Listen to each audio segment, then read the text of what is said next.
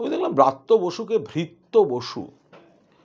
ব্রাত্য বসু তৃণমূলের কোন সমীকরণে কি অবস্থায় আছেন তাকে হ্যাটা করা, অপমান করা, একেবারে চূড়ান্ত অপমান করা, এটা সুমন চট্টোপাধ্যায় চালাচ্ছেন।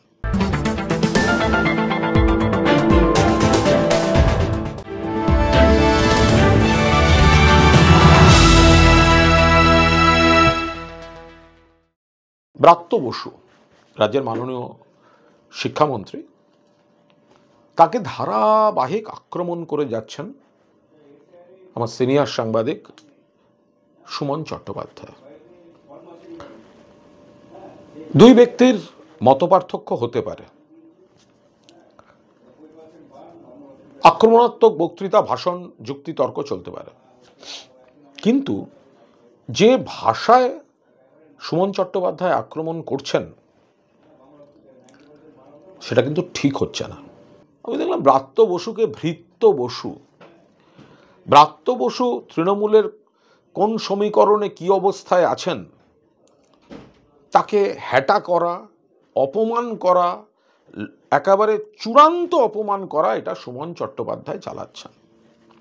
এখন সেটা আমাকে কেউ বলতে পারেন যে তুমি কে, তুমি এর মধ্যে ঢুকছো কেন? অন্য কিছু না, আমি ব্রাত্য তার নাটকের ভক্ত এবং সে আমার দীর্ঘদিনের বন্ধু।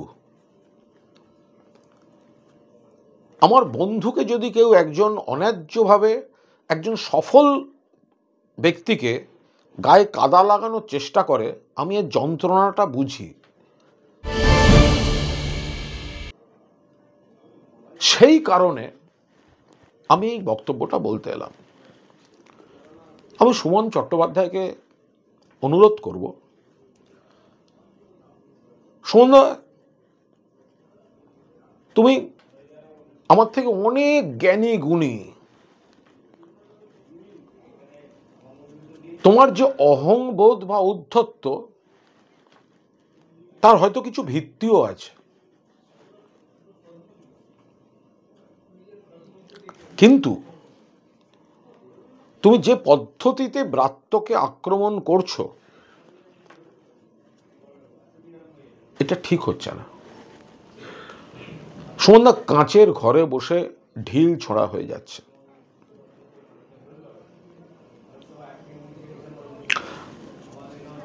সুমনদা, যদি আজকে প্রশ্ন ওঠে তুমি সুমন চট্টোপাধ্যায়, তোমাকে নিজের ইউটিউব চ্যানেলে বলতে হচ্ছে কেন আজকে সুমনদা?